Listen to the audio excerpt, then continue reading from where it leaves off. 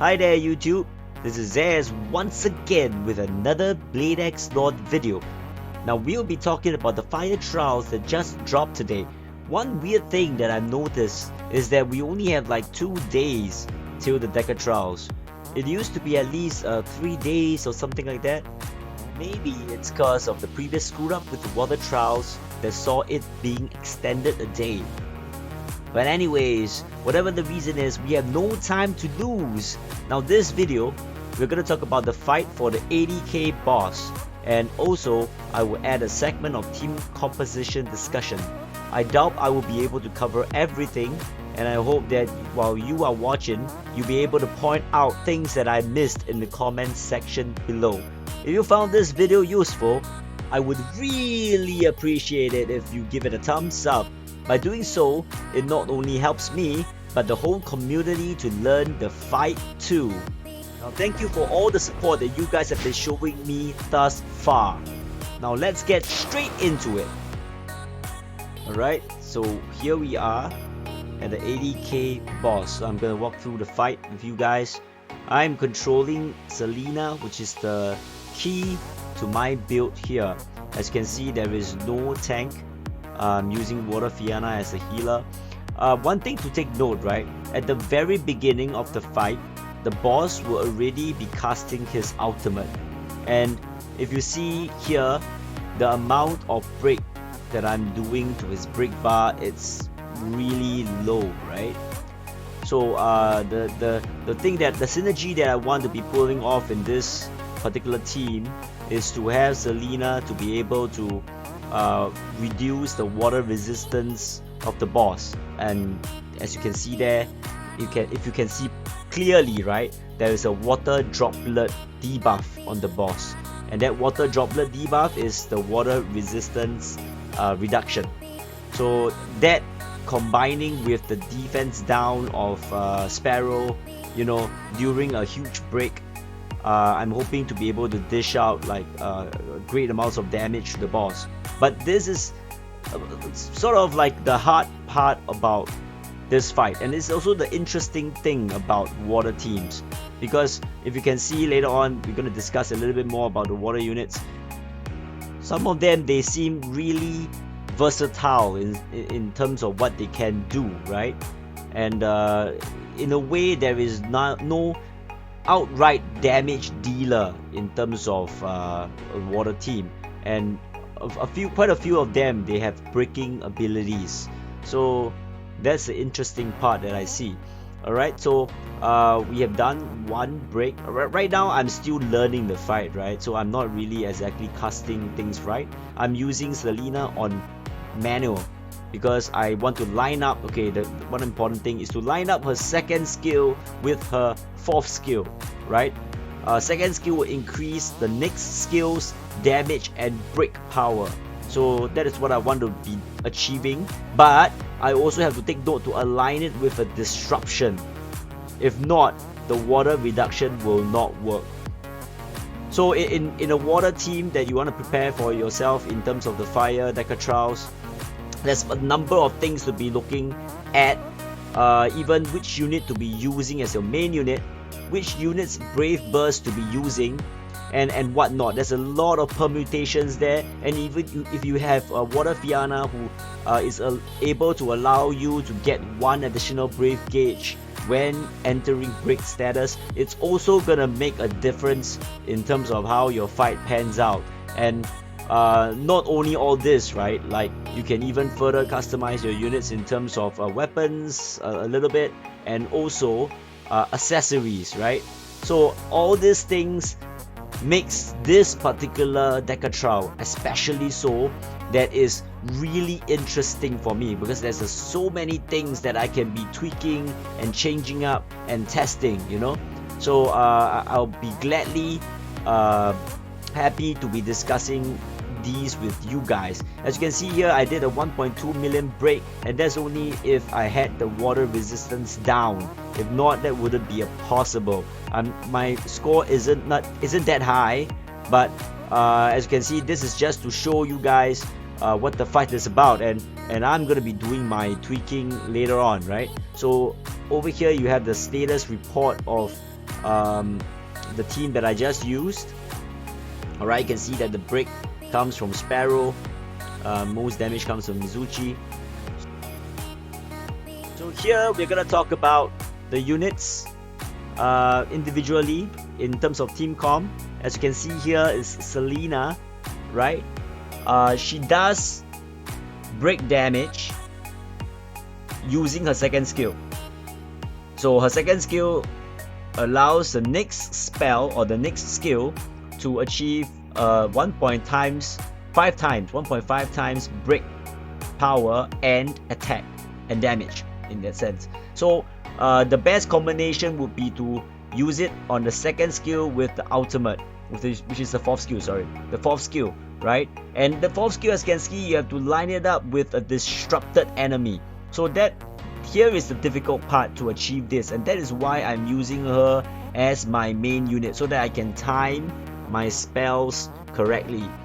If not, I wouldn't be able to get the water resistance down, and that would affect, you know, potentially my score in the DecaTrials later on, right? So this is the interesting part.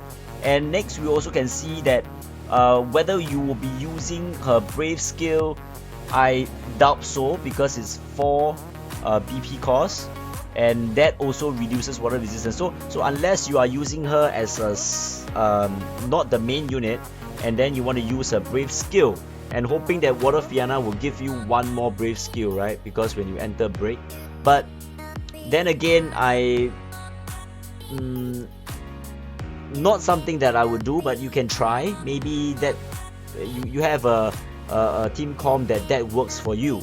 And another interesting thing is, if you look at this, the magic defense adds 20% to her magic attack.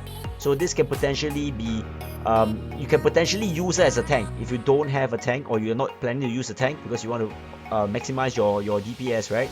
You can potentially use her with a lot of magic defense. I'm thinking that this particular fight, since the water units are mainly buffing magic defense, this fight probably has a lot of magic attack, right?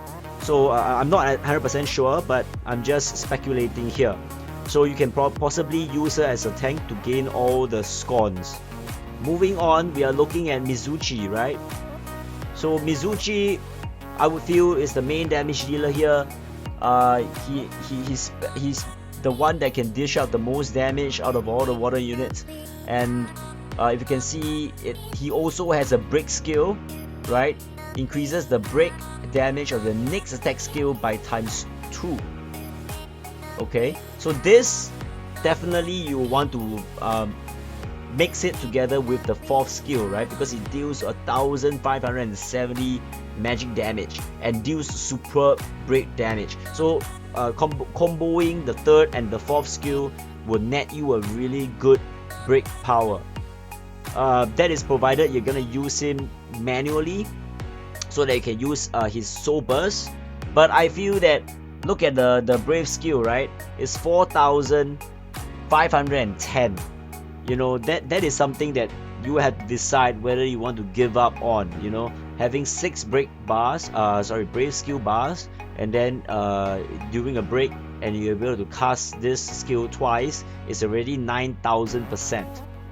Right, so that is something that you have to decide whether you want to give up on. Now, thirdly, let's go on to Sparrow. Okay, so the main idea of Sparrow is actually for his defense and magic defense reduction. That is the main thing that why he's good. And of course, he is also a very good breaker.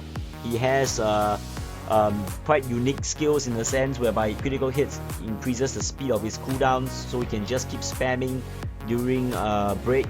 So if you need a break power, right? You can use his 2 BP cost skill. It's very cheap, 2 BP cost. But if you're really gonna look at the fight, right?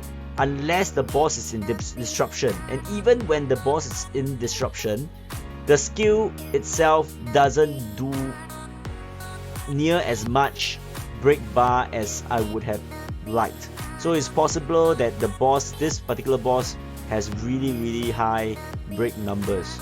So it's something that you will have to play around with, right? I did not equip my Sparrow with brake equipment, so that might also be a reason for him not doing enough, right? So next, let's move on to Adina, right? Adina is the tank, right, that we have.